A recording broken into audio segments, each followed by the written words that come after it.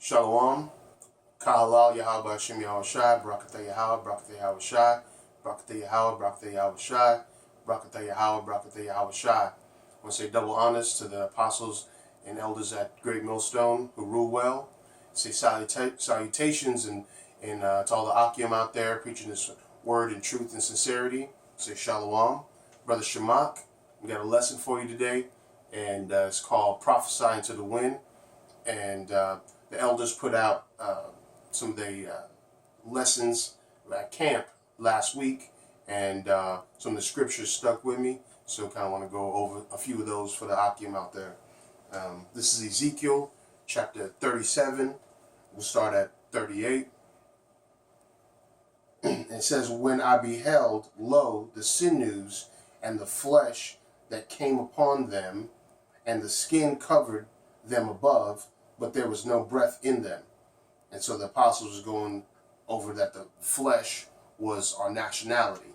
So when the flesh came upon them, when we understood our nationality and whatnot, and but there was no breath in them. So a lot of people out here, a lot of brothers waking up to the fact that they're Israelites and still not knowing the truth.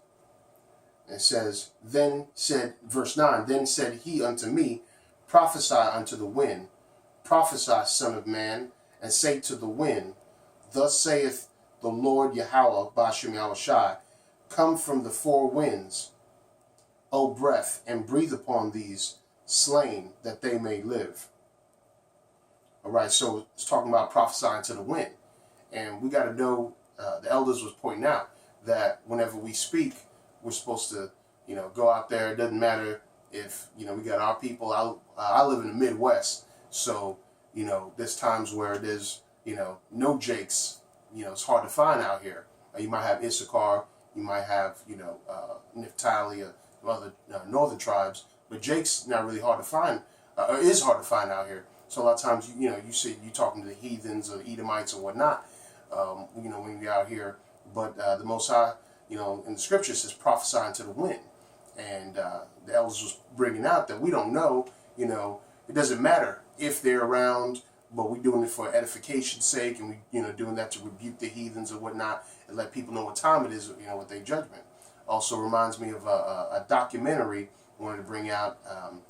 I was watching earlier this week. It's called the Knuckleball, and the thing about the Knuckleball, what I found that was pretty interesting was the Knuckleball. These pitchers, there's only a couple of pitchers in Major League Baseball throwing this Knuckleball out, and they have about two pitchers. One's name is Tim Wakefield, and the other one is R.A. Dickey, and they've been doing this Knuckleball, for years. They've been at it, whatnot.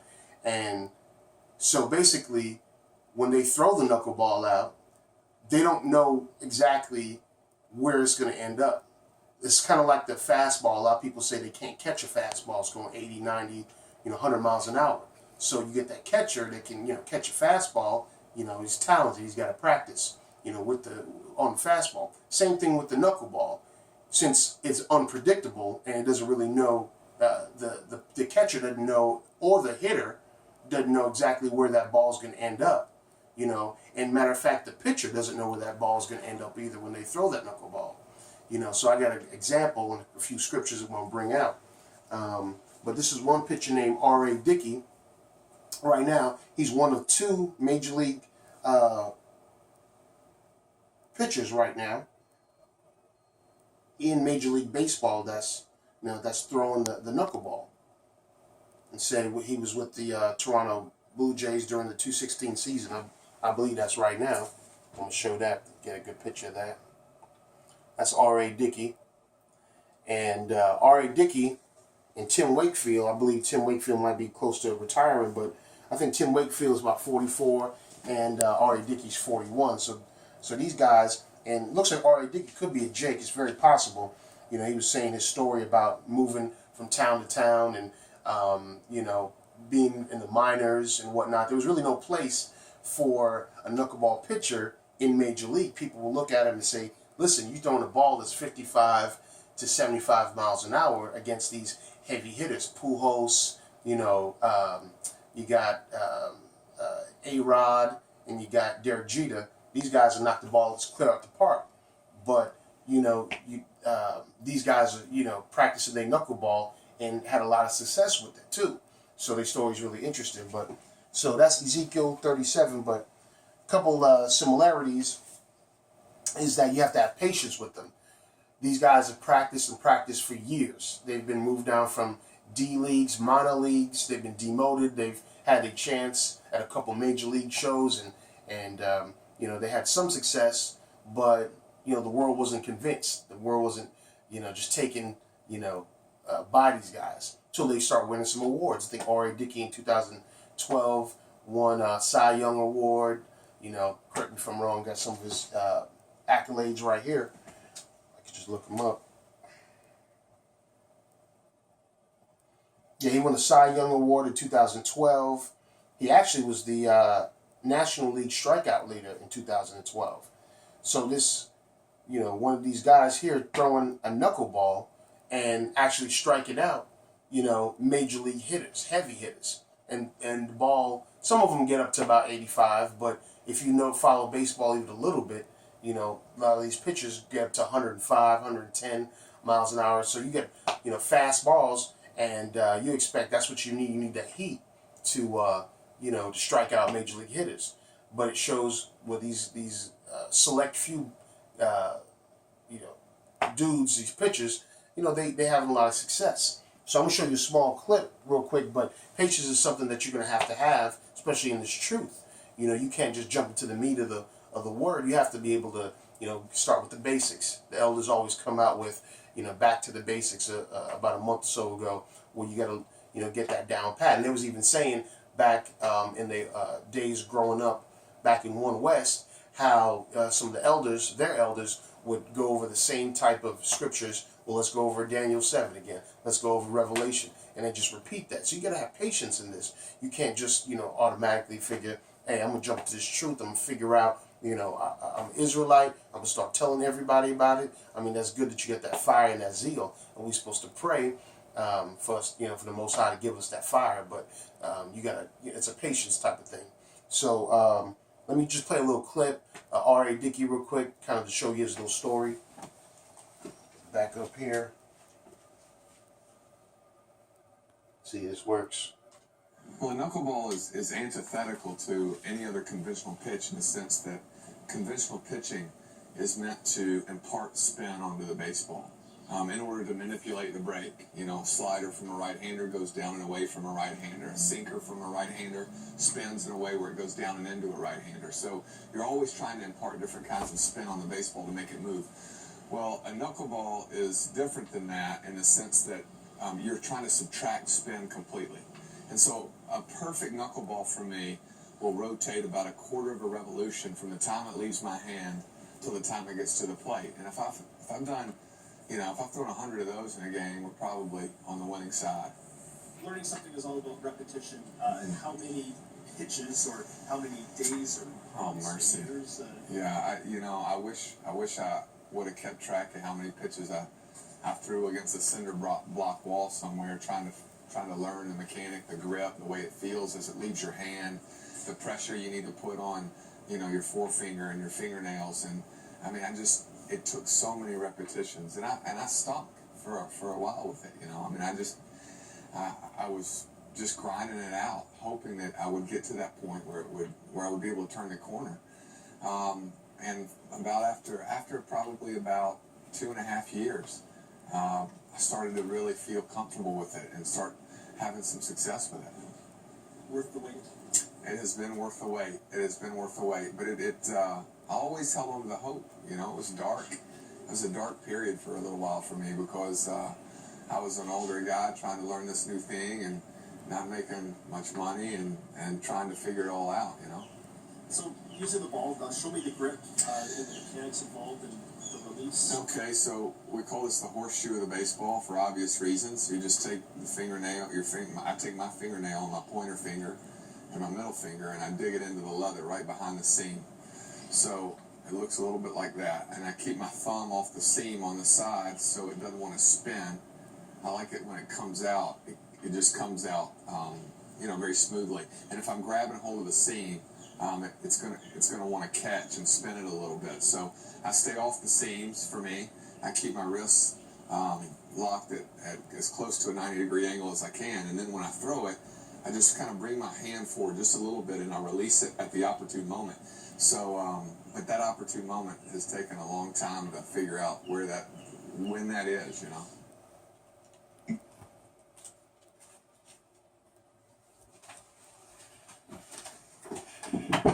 Yeah, so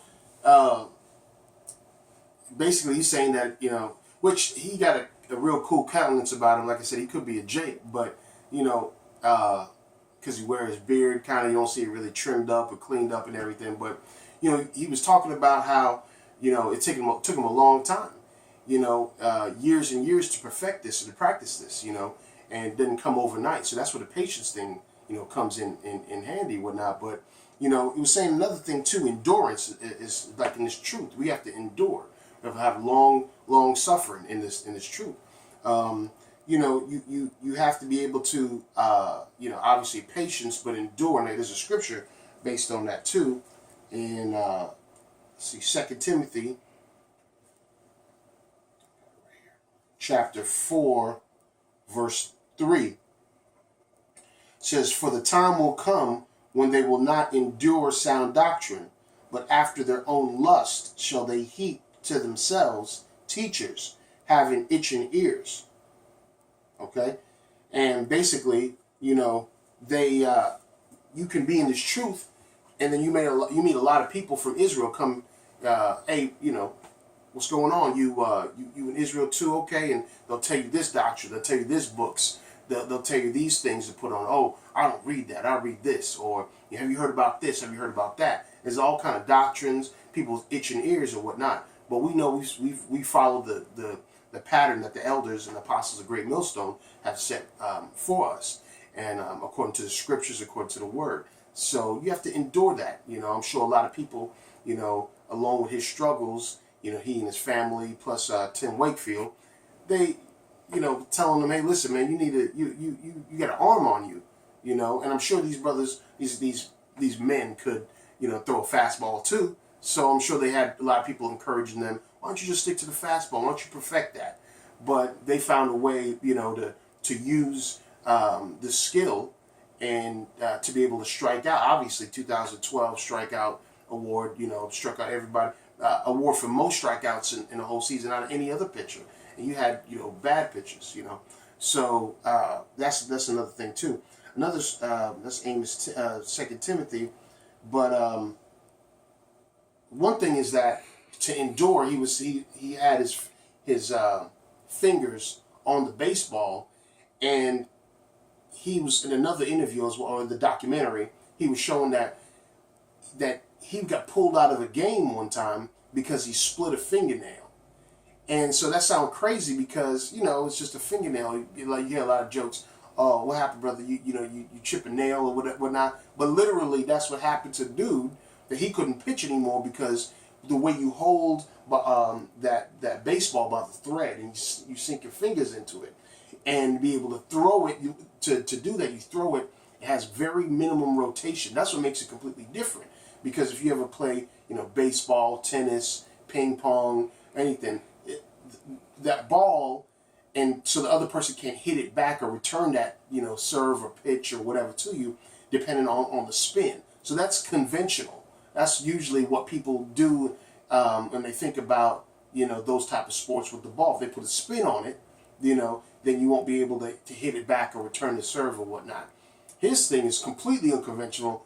That they throw no spin, as little spin as possible on the ball, you know, and that reminds us of this truth. We're not doing what everybody else does. We're not calling upon sweet Jesus. We're not calling upon all these other things. You know, believing in Cornelius was a Edomite. We know he was an Israelite, and this is completely different than the churches. You know, my parents and my mother, my grandmother, and people in that I know. So that's a lot different. Another scripture for you is in Amos chapter 5, verse 10.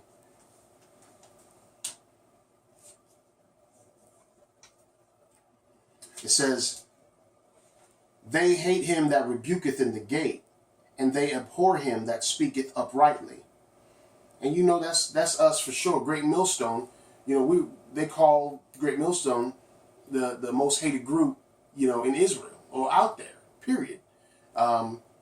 We you know, show scriptures back to back that the Most High hates. You know, and he's coming back, you know, to clean up. There's, you know, there's repercussions, you know, so to speak, to pay for this wicked kingdom and this wicked world. But we're hated for that, to be able to tell the downfall of this kingdom, you know. And you get people, you know, I see the Knuckleball, they just waiting for, you know, dude to mess up. They sitting there and they look and they like, man, you got this picture in, you can't use these other pictures, you know, and they just waiting. Or you get these hitters that they look at the picture and they hate them. They say, man, you just struck me out. You threw a 65-mile-an-hour ball and I got struck out.